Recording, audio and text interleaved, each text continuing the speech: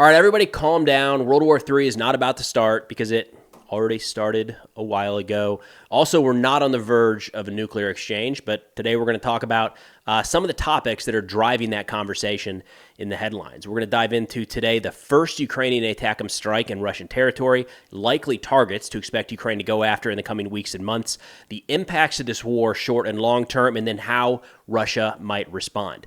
Now, starting out, we just got news a couple hours ago that Ukraine launched their first ATACMS strike into Russian territory. This was put out by Ukrainian war correspondent Butasov, who said that Ukrainian defense forces struck a military target in Russia with U.S.-made ATACMS ballistic missiles.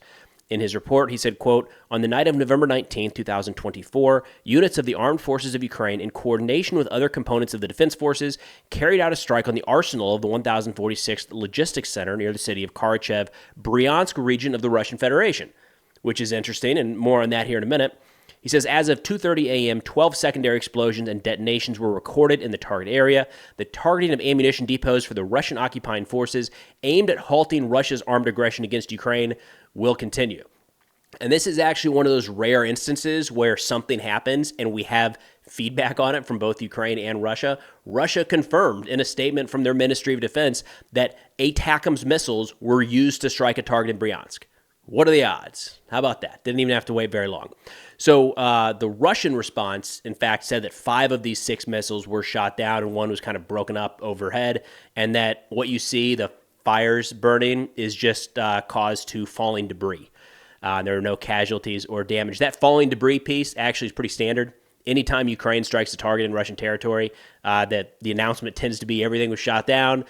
Some of the drones, after they were shot down, caused a fire on the ground. It's actually like a meme on Russian Telegram channels at this point, like just making a joke about how much damage, UAV debris after shoot downs has caused to Russian ammunition depots. I'll see if I can find that from Telegram channel a couple weeks ago. But either way, the big takeaway right now is that these munitions are not just authorized for Kursk. This first strike was in Bryansk. Bryansk is not Kursk. So that we should talk a little bit about the actual authorization that was put forward and how that was initially reported. This was on Sunday, November 17th, where the New York Times and the Washington Post initially reported the U.S. President Biden had authorized Ukrainian forces to use U.S.-provided ATACMS in limited strikes against Russian and North Korean military targets within Kursk. Kursk, again, is the area where Ukrainian forces pushed into Russian territory a couple months ago, actually, at this point.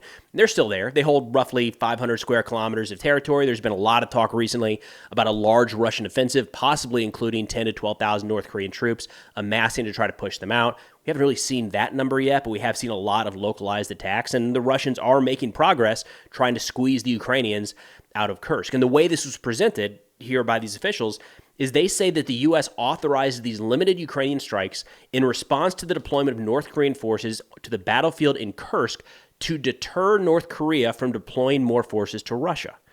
They say the U.S. officials stated that the partial lifting of restrictions aims to generate a specific and limited battlefield effect and will not change the course of the war. There's a lot to unpack there. For starters, the intent here, apparently, from these officials. Now, I should note, maybe they didn't know what they were talking about if the first strike that occurred wasn't actually in Kursk, but they're talking about it as a way to deter North Koreans from entering the fight, which kind of suggests that the focus of these initial strikes would have been against personnel targets, right? Staging points inside of Kursk. A lot of those are already in range of the U.S.-provided HIMARS, and there's a lot of other munitions that Ukraine could use in that capacity, so that's not entirely hard to piece that together, but that the goal of generating a specific and limited battlefield effect has to just drive people up the wall at this point, right? And more on that here later, but it's the U.S. very much trying to really contain, how this war actually plays out day in and day out. Now, additionally, it's not just the U.S. ATACMS that were granted authorization. It's not just the U.S. that provided authorization for these deep strikes. We also got news from a French outlet on November 17th that France and the United Kingdom have also authorized Ukrainian forces to use French and UK-provided Scalp or Storm Shadow missiles to strike inside of Russia. And from my understanding, there were no limitations just to the Kursk Oblast. So, again, doesn't actually look like the ATACMS limit was Kursk, but either way, France and the United Kingdom don't appear to have limited Ukraine at all. It's worth getting into kind of these different types of weapon systems here briefly. When we're talking about deep strikes with Western-provided munitions inside of Russian territory, we're generally talking about the ATACMS, which is the Army Tactical Missile System, the Storm Shadow, and then the Scout missiles. So again, the Army Tactical Missile System, that's the U.S. provided. It's a surface-to-air missile with a range up to 300 kilometers, depending on the variant. Something to keep in mind, all of these different munitions have a lot of different variants, and it's not entirely clear what versions were sent to Ukraine. The ATACMS is launched from the HIMARS or the M270 platform, both of which Ukraine has plenty of. And the ATACMS warheads actually can be unitary, so one big explosive charge for a bunker or a bridge, maybe. And then they have cluster munitions as well, which are pretty effective against troops in the open, airfields, things like that. Then the Storm Shadow is actually a British long-range air-launched cruise missile with a range supposedly over 250 kilometers. There's a 450-kilogram warhead that combines a penetrating charge, or that has a penetrating charge, which makes it pretty ideal for, again, hardened targets, bunkers, command posts, and also, who knows, maybe bridges down in Crimea. The Scout missile is actually the exact same as, or for the most part, it's the same as the Storm Shadow. It's just a French version instead of the British version. Anyways, let's dive into some options as to what Ukraine might go after now that, the leash has been taken off and they can strike targets as they desire. I think the ones to really look at here are going to be airfields, command and control centers, and then logistics hubs. It's going to be the primary focus. Ukraine doesn't have a ton of these munitions, so it's not like these are going to be sprayed in every direction, every possible target across Russia. These are really the few that would have the biggest impact of the war in the short and long term. But turning to some Russian commentary here, and I'm going to bounce back and forth between kind of a Ukrainian assessment and a Russian assessment from here forward in the video. Russian mill blogger Fighter Bomber said, quote, "Not all of our aircraft have been withdrawn beyond the missile strike radius, and it is impossible to withdraw them all. Because, for example, helicopters in this case will not have enough tactical flight radius as well as large UAVs. And in the case of slow drones, aircraft successfully use a technique called, quote, withdrawal from under attack. Then in the case of fast missiles, it will not be possible to withdraw from under attack. Missiles will fly faster than planes or helicopters will take off." So a key note there when talking about the airfields, and this is the realm of Fighter Bomber, it's what he focuses on, a lot of the fixed-wing platforms have been moved outside of the range of these long-range strike munitions. Russia kind of expected this decision to be made a few months ago, so preemptively they started moving some of their aircraft back. There are still plenty that are well within range, and a lot of the rotary wing assets have to be in range because, like he mentions, they just don't have the range to actually get to the battlefield if they're pushed back another 300 kilometers. Now, a Ukrainian military reserve officer here that I've quoted in the past, great resource, and I'll link his work in the description below here, Tataragami dove into, in a recent assessment, a couple different ways that this could play out in the current fight. He said, quote, "Ukraine will face multiple challenges in using ATACMS as well as Storm Shadow Scalp effectively, mainly due to limited salvo rates and significant interception rates, which reduce the likelihood of consistently successful strikes." And this is one of those where, it's the internet, right? We want all or nothing. Plenty of ATACMS and Storm Shadows have gotten through to effectively strike their targets. Russia has also intercepted a fair amount. Both can be true, and both are true in the course of this conflict. He says, given the potential risk that Ukraine may not receive further shipments of ATACMS from the United States, it will need to be wise not only in selecting targets, but also in timing. Areas with heavy air defense saturation could require multiple missile launches to achieve even a few successful strikes, something Ukraine cannot afford in such a situation. Hence, while ATACMS will certainly provide a tactical advantage on the battlefield, expectations should be tempered. Their impact is unlikely to drastically alter the course of the war or cause major damage to Russian or North Korean-linked forces in Kursk. Instead, their use will likely result in incremental tactical gains rather than immediate or decisive operational or strategic outcomes. So honestly, that's probably the most balanced and likely the most accurate assessment of what we should expect here going forward. There are a couple things I want to call out here. Short term, in terms of the short-term impact, we are seeing Russian advances right now in Kursk, Pokrovsk, and rumors of a Russian attack near Zaporozhye further south. If Ukraine can effectively strike some of these logistics hubs and supply points, it's possible that these advances could be slowed down or halted entirely while Russia focuses on getting things back in order. Possible. Depends on the impact there. But a second larger term effect would be, the additional displacement of Russian air defense assets all across the country. Russia has a limited number of these, any country does, and they have to prioritize kind of key assets that they're going to try to protect. So as they move these, as Storm Shadows and ATACMS start impacting new targets deeper inside of Russian territory, Russia is going to be forced to relocate some of these, which is going to create gaps in their air defense coverage that weren't there previously. So done correctly here, it's entirely possible that Ukraine is able to open up a couple of those gaps and exploit those in the short term with probably some of their more domestically manufactured drones. But either way, on both of those, we'll have to wait and see. But of course, the big overarching question here is how will Russia respond to Western provided munitions striking inside of Russian territory? And honestly, it's kind of a mix at this point. And hey, just a reminder, we've got an ongoing fundraiser right now to get 3 trucks for 3 different units in the Ukrainian Armed Forces. These are trucks that are built based off the specifications coming back from the soldiers at the front. So we've got off-road tires, all-terrain tires. We've got a suite of electronic warfare jammers to protect these trucks from drones, night vision capabilities, and quite a bit more. So right now, we're about halfway there. This has been really exciting to be a part of this. You can donate, pick up a patch, donate a little bit more, have custom text written on the side of the vehicle, or if interested, I think it's $10,000 for a donation, you can volunteer to help deliver these trucks to the armed forces inside of Ukraine. But either way, check out the link in the description below as well as the pinned comment. Let's see if we can get to that 63,000 before too long here. All right, heading over to the Russian responses here, kind of the most alarmist take I've seen so far came from Archangel of Special Forces. This is a Telegram channel, more than 1 million subscribers, like big audience here.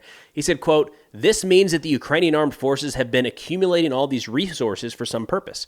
And given the permission for long-range strikes and the accumulation of resources, Ukrainian formations are most likely preparing for a breakthrough on some section of the front." Again, that's probably the most alarmist take I've seen. I did not see that repeated anywhere else, but it was interesting and kind of stood out. Felt like it was worth relaying here. Looking into more of the kind of traditional responses that we're seeing, it's generally being viewed as business as usual. Nothing really is going to change at all. Mill blogger Alexander Kotz said, quote, "Will this allow Ukraine to reach the borders of 1991? No. And it will not bring us closer to victory, but of course it will delay ours. Missiles will not solve the problem of quality infantry." And then Fighter Bomber, another Russian military blogger, said, quote, "Against the backdrop of our military and economic successes, the U.S. and Europe have upped the ante and lifted restrictions on the use of all types of weapons from the Ukrainians. As was rightly noted, there was no such restriction because the Ukrainians have been firing missiles at Crimea and the LPR and the DPR since the moment they first entered service. Therefore, the answer to the question of what will happen next is simple. It will be the same." So what Fighter Bomber's getting at there is saying that Russia views these annexed territories in the east from Crimea in the south, Kherson, Zaporozhye, Luhansk, and Donetsk, all as legitimate Russian territory. And he's saying, hey, Western weapons have been used on Russian territory for a long time. This is nothing new, so why would we expect any sort of real escalation? But we are starting to see a lot more nuclear posturing from Russia in just the last 24 hours. In fact, going back to Fighter Bomber here, he said, quote, "If Moscow sits without power for more than a couple days, then we should expect warning shots from nuclear batons first, and then the hands of the nuclear apocalypse clock will go to zero." And this is all kind of around Putin just recently kind of updating the Russian nuclear doctrine and what they refer to as the state policy in the area of nuclear deterrence. There's a couple key areas here that I wanted to highlight because it fits perfectly in what we're talking about. First is they kind of focus on the fact that nuclear deterrence is defensive in nature, so they do lead with that. It's positive.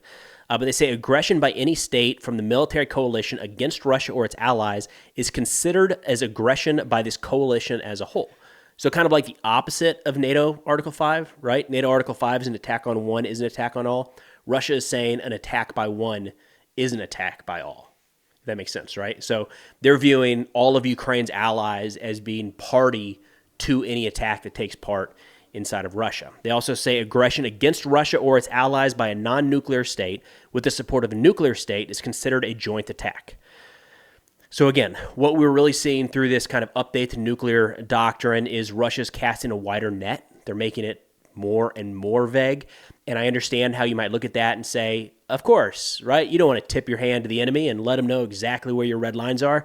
With nuclear doctrine, that has been what we've done. That has been the goal of nuclear doctrine. It's kind of the way that we've been able to avoid any sort of nuclear catastrophe.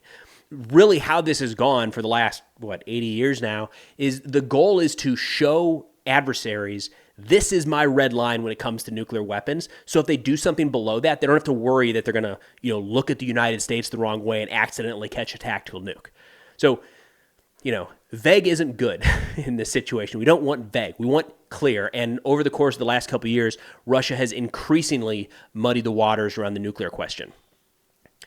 Now, this is actually a bit different from Putin's statements just a couple months ago, really, when this question first arose about what are you going to do if Western weapons start striking inside of Russia. He was interviewed, and he said, quote, "It is not a question of allowing the Ukrainian regime to strike Russia with these weapons or not. It is a question of making a decision about whether NATO countries are directly involved in a military conflict.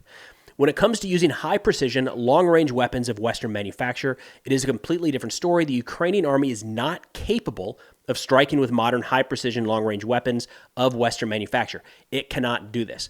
And what Putin really drilled in on there was saying, if any of these high-tech weapons are used inside of Russian territory, it can't be the Ukrainians. Ipso facto, those must be NATO soldiers manning the equipment, identifying the targets, firing the missiles into Russian territory. So from his perspective, if you follow that logic, that is NATO attacking Russian territory. So as Putin views that, he says, well, listen, that's all cards on the table, right? We can do anything at that point. Now we're in an all-out war with NATO. The problem with that is there's no evidence to support NATO troops on the ground in Ukraine operating any of these weapon systems. The Ukrainians have been operating things like HIMARS, ATACMS. Look, the difference between firing an ATACMS and a HIMARS is negligible from the soldier on the ground. Coming from an old HIMARS guy, it's really not all that different. You load a different pod, you select a little bit of a different target. It's not like it takes years and years for them to figure out how to go from HIMARS to ATACMS. It's very, very quick. So anyways, it's a noticeable shift to where Putin was just a couple months ago, kind of signaling these must be NATO troops, when realistically, like, the entire Russian propaganda machine has kind of moved away from that narrative in recent years, really. It's been a while since Russia has actually tried to make the claim that they are fighting NATO formations on the ground in Ukraine, but it's kind of what Putin went back to here. All right, so let's wrap up with a little personal opinion here, if you will. So the bottom line is this is a tough spot, right? People are trying to paint this whole situation as black and white, and it's really not. Any step towards nuclear war is a problem and is something that we should avoid at all costs, 100%. But we also can't cower anytime a bully makes a threat just to try to get whatever they want, especially when they're using nuclear weapons as the means of that threat. So neither of those are good in this situation, never good in any situation. Big takeaway for me in recent days has been I'm very thankful that there are a lot of people like you all that are trying to pay attention to this conflict, try to understand what's going on, be able to read between the lines, and you're then not falling for these sensationalist headlines that are just pervasive in the last 24 or 48 hours, talking about nuclear war and Armageddon and World War III and the world is ending and all that stuff. We need you. We need people that are focused and paying attention, can actually talk through what these different decisions mean. So thank you all very much for doing you. Now, personally, I do think that Ukraine should have been granted permission to strike inside of Russia with Western-provided munitions a long time ago. I think a good decision point for that, or a good time for that, probably would have been about the time that Russia started using North Korean and Iranian munitions to kill Ukrainians in Kyiv. I think it would have been a very easy tit for tat. Hey, if you're going to use Iranian munitions and strike people in Ukraine, then Ukraine can use Western munitions and hit military targets inside of Russia. I feel like it would have come across as less escalatory and more responsive than now. My view is that because that happened so long ago, people have largely forgotten, and they're viewing this as Ukraine significantly escalating the war, when in reality, again, from a personal opinion, Ukraine is just meeting the war where it is. Russia has been using their partners' weapons to fire into Ukraine for going on 2 years now. Ukraine doing the same, striking military targets in Russia, is not escalation. It's just catching up to where Russia already is. And kind of building on that, personally, I think Putin and the Kremlin kind of lean on nuclear threats because they know that that's going to get our attention, but they're also not stupid, and they recognize that using any sort of nuclear device in this war at all is the fastest way for them to find themselves out of power. But there's no denying that that's a risky bet to make. It would have been nice, I guess, if Putin had just not invaded Ukraine in the first place. Could have saved us some of these difficult conversations. But that's all I got for now. Again, be sure to check out the fundraiser ongoing in the description below. Halfway there, I'm optimistic we're going to wrap this thing up by the end of the year. But thanks for watching, and I'll see y'all next time.